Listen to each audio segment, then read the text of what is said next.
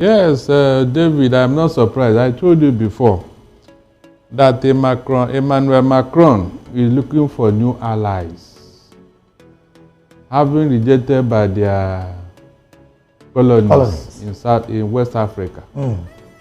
So he's seriously looking for new allies in Africa.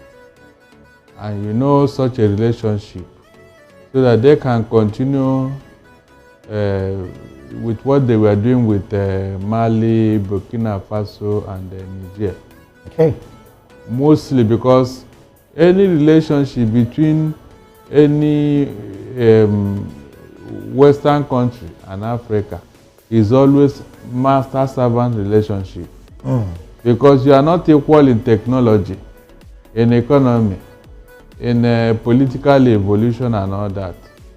They are always ahead of you. So don't be amused whenever they are coming to you. They are not coming to you because they want to, do anything fantastic for your economy and all that. They were looking for new colonies where they can continue their activities. Now, Barrister, when you say they are looking for new colonies where they can continue their activities, is this to say that the signing of this health agreement between Macron and Sisi, that of course has to do with providing medical treatments for Palestinians that were injured in the Israeli war, is this some agreement that has another different undertone in the midst from what you just said? Do you need to be told? Whenever there is such agreement, go and check what is in it for us. That's the first thing you should ask yourself. What is in it for Africa or the particular country? It is always they always short change at the end of the day, but they will not spell it out. They are not Father Christmas, especially France. France is not a very good economy as of today in Europe. Now, Barrister, if they are not that good, how come they are looking at this agreement that has to do with 12 economic deals in different fields, including health, transportation, water, and renewable energy? Is it that they have enough to spare to Egypt at this time?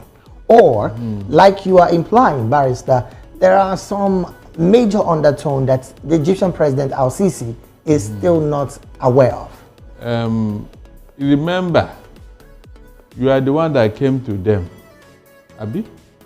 Are you not the one that came to... Macron came to Cairo. Cairo, yes. Yeah. So, yes. You are here. So, and before he came, these things were already on the table, like the agenda of the meeting. Right. Is already known. Now, he is coming to provide all these things according to you. Remember that the place in question is Gaza Strip. Right. Good. Now tell me, what does Gaza have to offer anybody now after being devastated by war? Is there anything in Gaza Strip that they will give anybody now? Nothing. Nothing. They are practically living like refugees.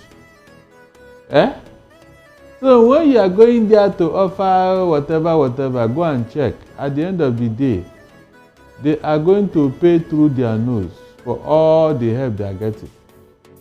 Remember what happened? You mean the Palestinians? Yes, they will pay. Okay. They will pay by Emmanuel Macron and his French people. They will pay them money. They pay them money. No matter how long it takes, they pay them money. Remember when Ukraine and Russia were seriously fighting and America and NATO were giving help? Did you know that help will end up with their mineral resources? Did you know? Today now what happened? Ukraine is holding the short end of the stick. Ukraine has literally been raped because of that war. Because Russia and America are now, scrambling for their mineral resources to pay for the help they gave them and all that. So, whenever such things are going to happen, my dear, don't deceive yourself. You will always be holding the short end of the stick because You have nothing to offer. You are not in a position to even offer anything. Okay. More so, Gaza Strip, Palestine. What do they have? Eh? So they are going to remain where they are until they finish paying the debts. Because whatever France is giving them today is going to be paid for. All right. Now, Barrister, looking at the fact that Emmanuel Macron, according to some quarters, is in some deep waters in his country in terms of confidence. Quite a number of persons are losing confidence in his administration. With this kind of deals, if successfully done, would this in any way maybe up his CV with his people again? No, it will not though. Rather, he's looking for a way to show up the economy of France, one way or the other. He believed that though the Arab nations may be the one to pay for this construction. This deal, because already there is a meeting to that effect. Like I told you, yes, Gaza Strip or Palestine are not in a position to offer anything.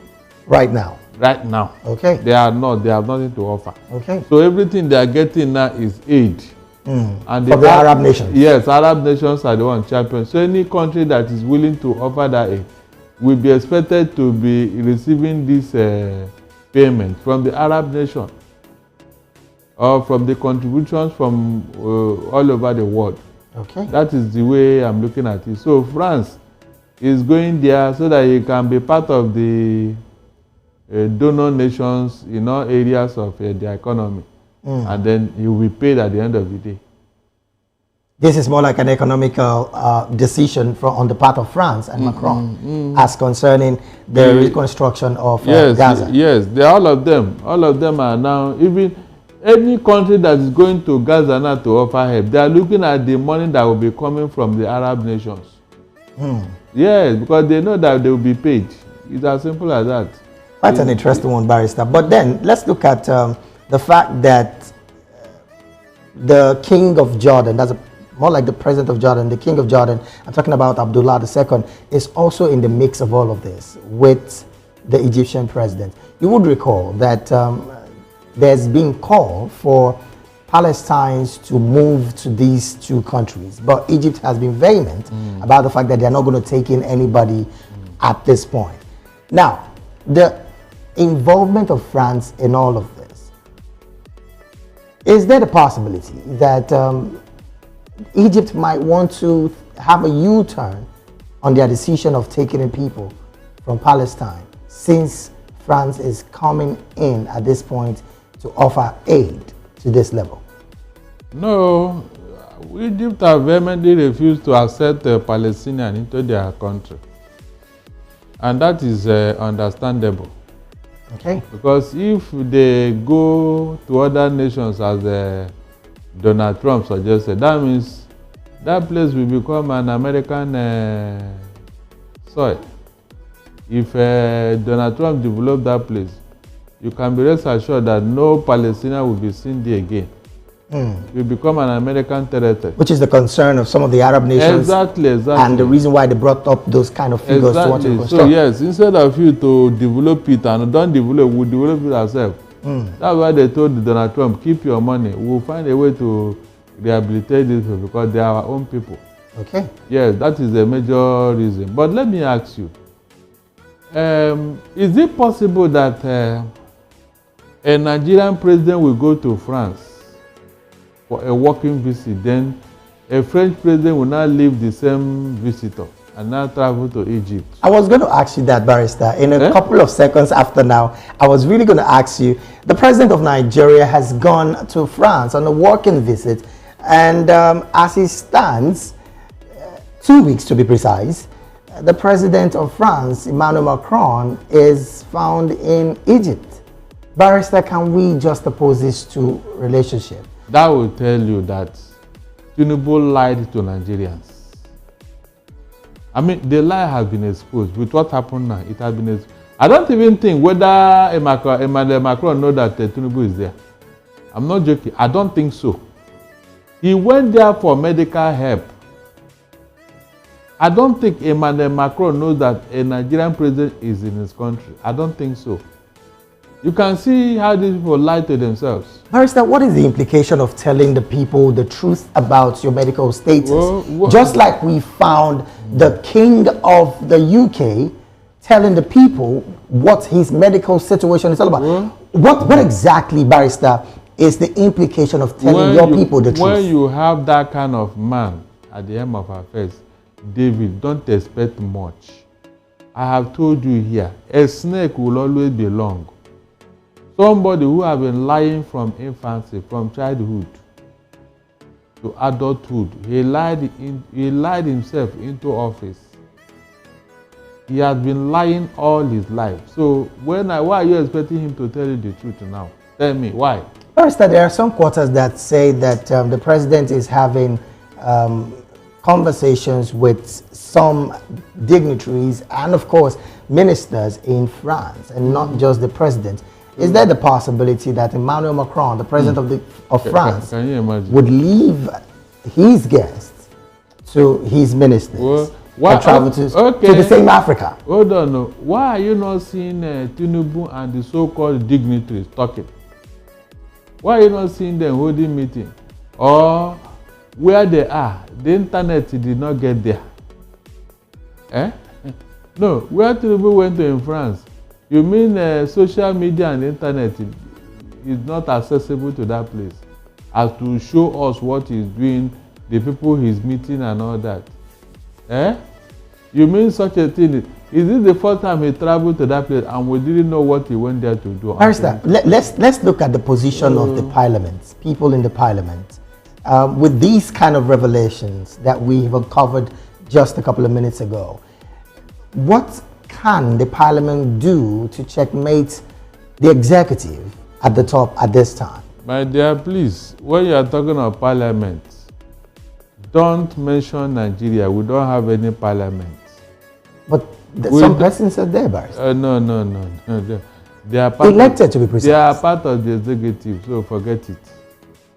They are part of the executive arm of government. We don't have a parliament like you have in the US, in the UK, in Canada. Here, our own parliament has become an appendage of the executive. So how can you call that a parliament?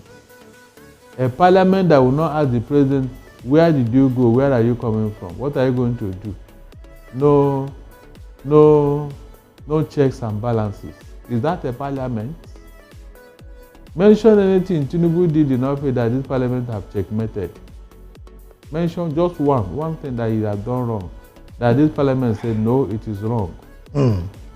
So can an American president wake up one morning and declare state of emergency in any part of America, and the American parliament are looking at him, clapping for him, celebrating him? He won't even dare, because that's an impeachable offense. He won't try it in America. But yeah, look at what is going. So please. And to think that the same kind of situation, even worse, is happening in some other states and nothing has been declared. So that is it. But then again, Barrister, I wanted to bring your mind to the fact that yes, the president did put out statements that he would be out of the country on a 2 weeks working visit in France. The parliaments are aware, Nigerians are aware that the president did say that he would be assessing his administration from France. Questions have been asked. You want to assess your administration in Nigeria, in France, and then a 2 weeks working visit. As it stands, Emmanuel Macron, the president of France, is in Cairo, Egypt. Looking at these two situations from a very holistic perspective, and maybe in saner climes, what would have the parliament done in a situation like this? The parliament? Yes. That is when you have a parliament. In the first place, it is an embarrassment for a leader of a country to visit that country. Then the man he went to visit now leaves him and then travel to another country. In the same continent? In the same continent. So, I mean, how do you define disregard? How do you define unimportant? How do you define insult?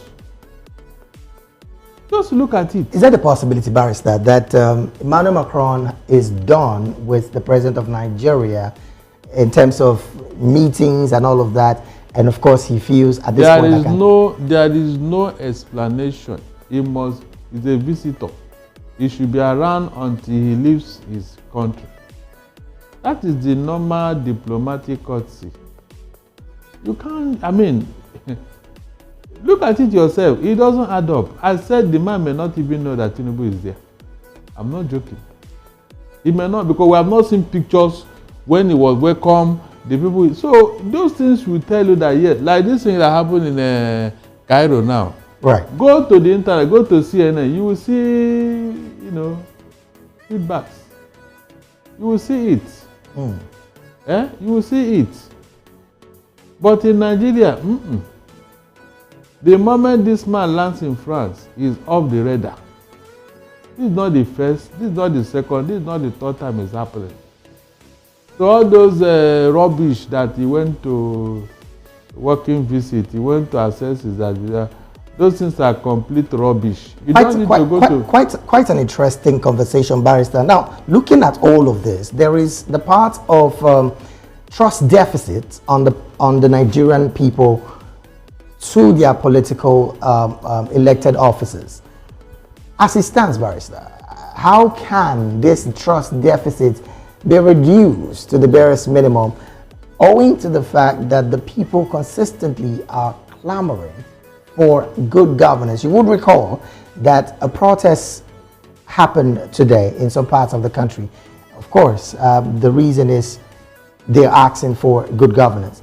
Trust deficit is a major conversation, Barrister. As it stands, can these ever be brought to the barest minimum between the political elites and the people?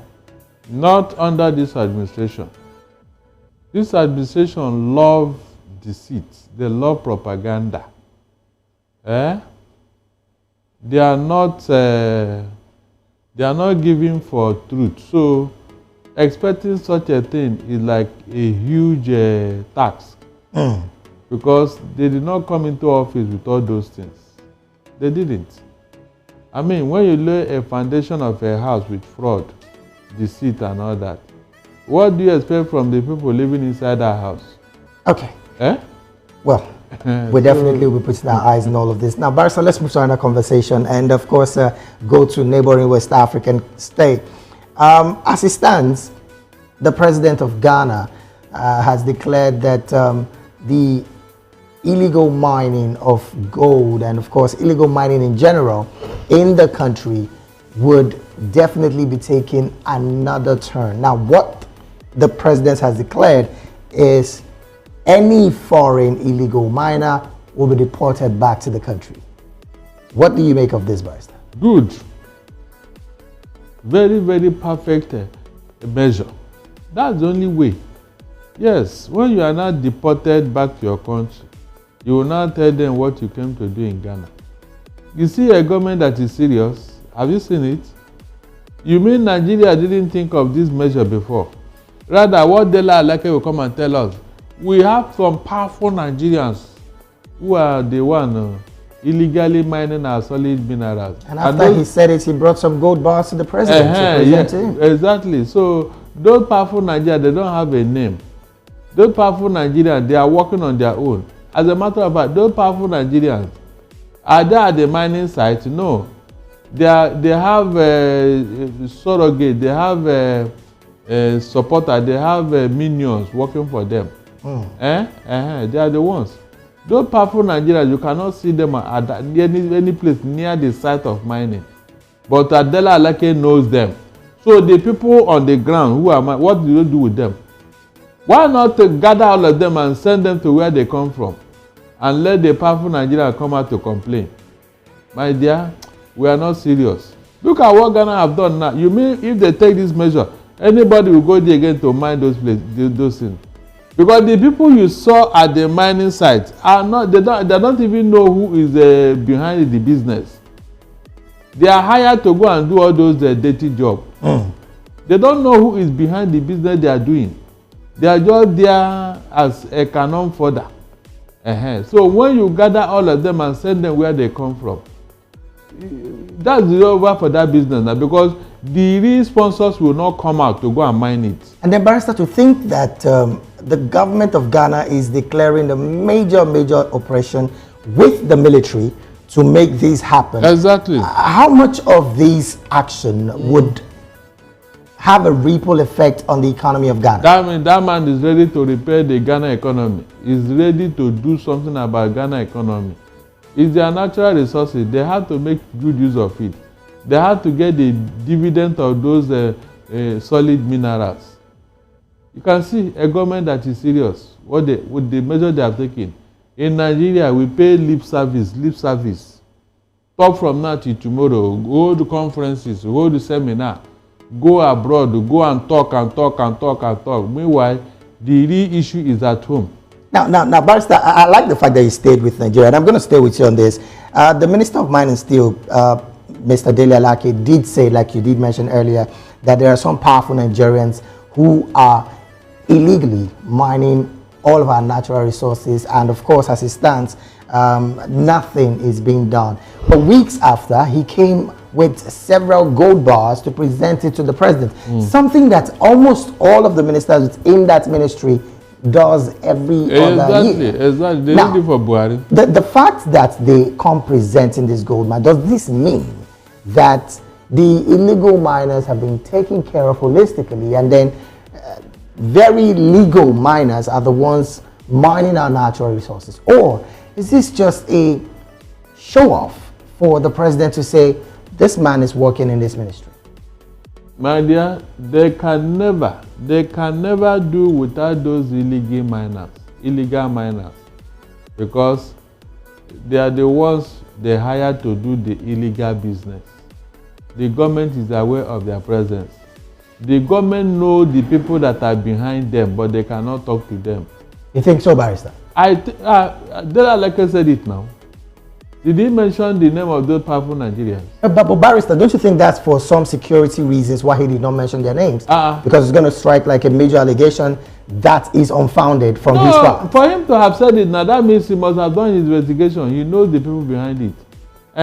Okay, if you don't want to, what stops you from clearing out the place? Let the genuine business be done there. Did you hear such a thing? When you signed the MOU with France to come and mine this thing, was there any clear-cut agreement on how this thing should be mined, the benefit to Nigeria? Remember that in Mali, they had to sack a Canadian firm that was mining their gold and all that because they were not paying a royalty. Over $230 million. They seized their property, seized everything, and asked them to go home. That is what happened with this type of arrangement. France has come to make this thing, just like other Western nations have been making us. Just because somebody wants to remain in power. You know, when you sign this illegal MOU to favor the West, is to give you good image, to give you good report that you're a good president, you're a good guy, because you are doing business with them. Tell me, with this thing that Tinubu and Emmanuel Macron is doing, will you ever see anybody talk bad of Tinubu in France? Will Emmanuel Macron see anything wrong with Tinubu? Tell me, is it possible? It is not possible. That is why he left UK and US and ran to France. All right, now, Barrister, let's take another peep at another country that is presently doing the same thing Ghana is doing, but on another level. I'm talking about Tunisia, destroying camps, housing about 7,000 African migrants. As it stands, Tunisia is practically doing what quite a number of African nations are doing, chasing out people who are not legally identified in their country.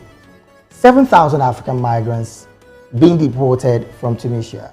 What's your take on this? And then why do you think this action is taken at a time like this when insecurity is bedeviling quite a number of countries in Africa?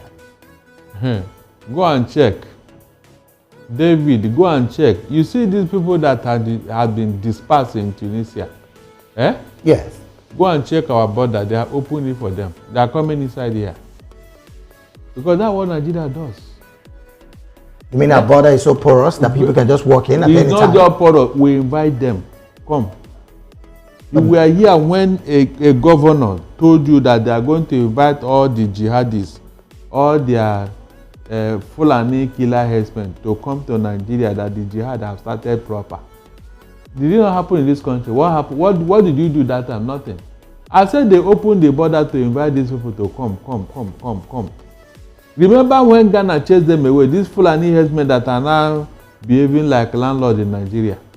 They went to Ghana to mess up. The president came. That was the same Mahama when in his first coming.